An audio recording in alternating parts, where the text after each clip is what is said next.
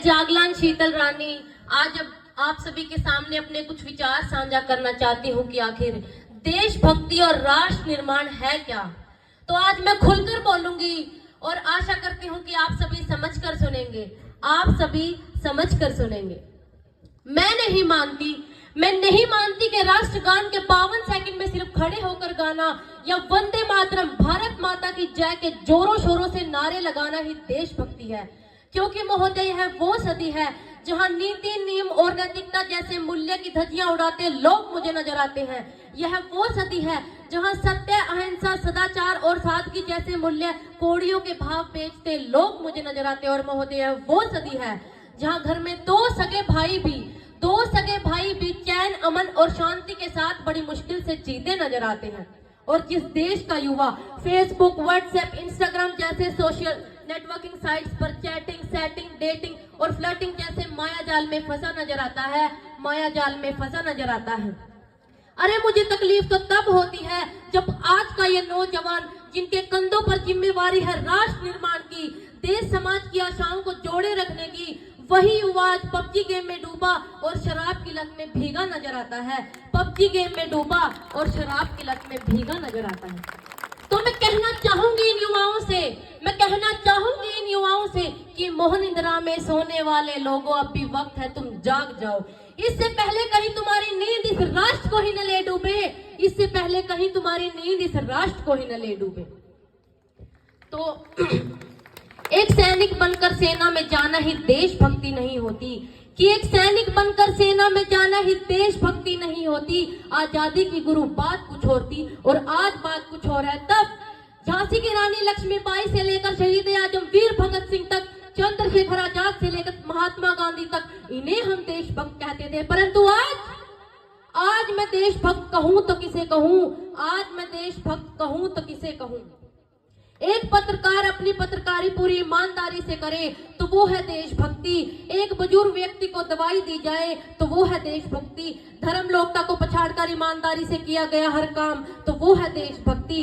हर देशद्रोही के जीवन में आने वाला तूफान है देशभक्ति। और आज का ये युवा वतन के लिए दूसरों को मारने से पहले खुद मरने को तैयार हो तो वो है देशभक्ति।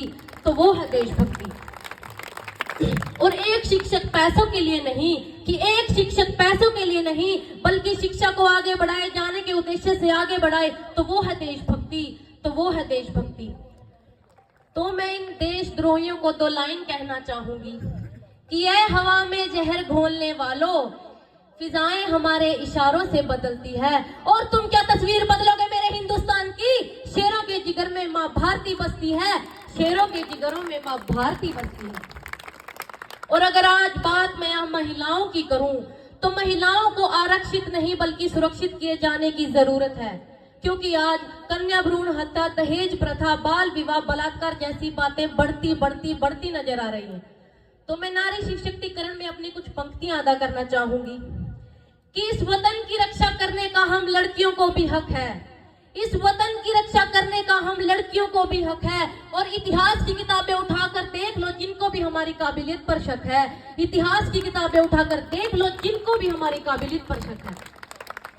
किसी के लिए खुशियां लेकर आई हूं तो किसी के लिए गाली बरसाई हूं।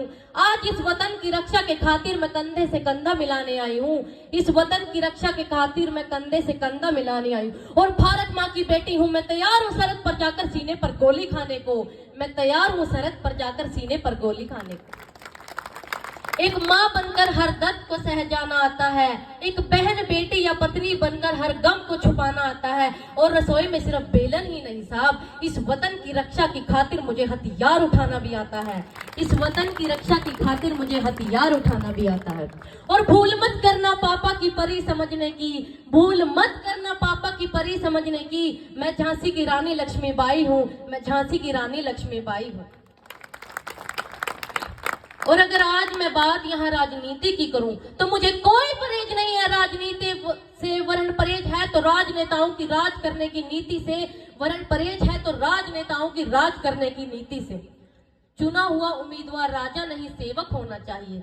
कि चुना हुआ उम्मीदवार राजा नहीं सेवक होना चाहिए, जो जनता की समस्याओं का निदान कर सके, जो जनता की समस्याओं का निदान कर सके।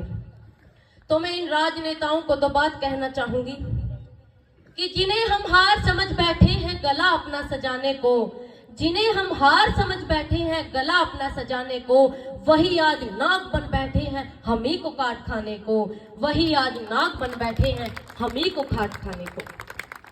कि इंसान तो चढ़ जाता है लेकिन इंसानियत चोट खा जाती है, इंसान तो चढ़ जाता है लेकिन इंसानियत चोट खा जाती है। और इस धन से सोने की चैन तो खरीद सकते हैं, मगर नींद की चैन सो नहीं सकते, पर चैन की नींद सो नहीं सकते, इस बात का मैं दावा करती हूँ।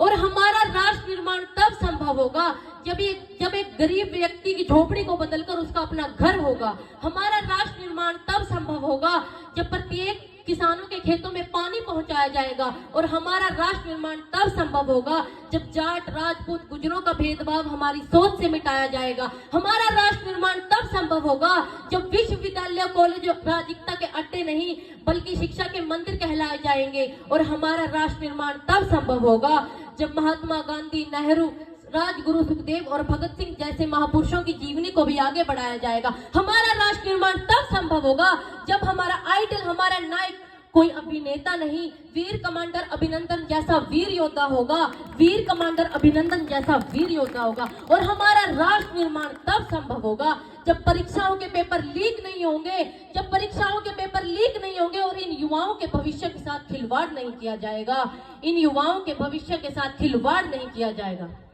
तो अंत में किसी शायर की पंक्तियों और अपनी तमन्ना के साथ आप सभी के सामने इस वाणी को विराम देते यूं कहना चाहूंगी कि काश मेरी जिंदगी में शरद की कोई शाम आए, काश मेरी जिंदगी में शरद की कोई शाम आए, काश मेरा ये जीवन इस वतन के काम आए, काश मेरा ये जीवन इस वतन के काम आए। न खौफ है मौत का न आरजू है जन्नत की, कि न खौफ है मौत का न आरजू है जन्नत की, बस जब कभी जिक्र हो शहीदों का तो उनमें मेरा भी एक नाम आए, तो उनमें मेरा भी एक नाम आए। अगर कोई पूछे मेरी पहचान तो लिख देना, उठाना तिरंगा झंडा और हिंदुस्तान जिंदाबाद लिख देना।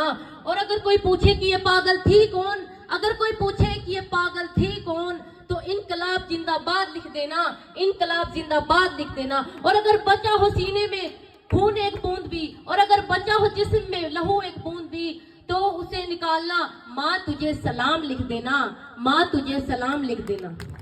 धन्यवाद। जय हिंद, जय भारत।